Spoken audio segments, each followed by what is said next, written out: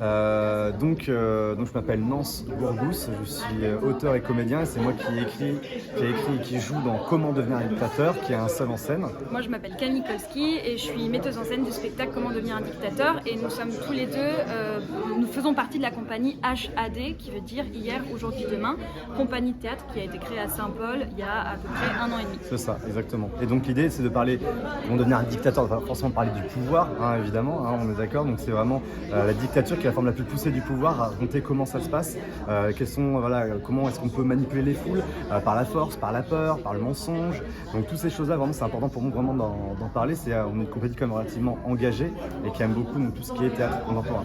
Alors c'est une conférence, mais c'est vraiment humoristique. Au début, c'est de l'humour noir.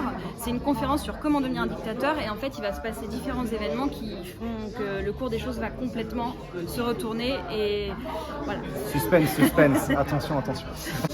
Le BKI parce que c'est un soutien à plein de niveaux. C'est humainement déjà il y a directeurs et directrices de salle qui nous indiquent parce que nous on est une jeune compagnie, hein, ça fait donc 1 an et demi, donc il y a plein de choses administrativement, techniquement, on n'a pas forcément tout à 100%.